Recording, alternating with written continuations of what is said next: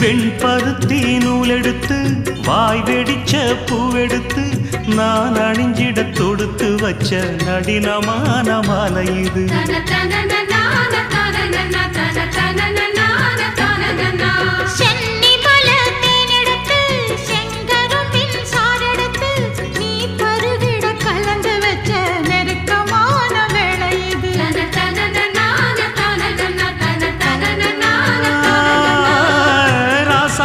உடம்பிருக்கும் ரவிக்க துணி நானாக அன்னாடம் சூடி கொள்ள ஆசை வச்சாகாதா.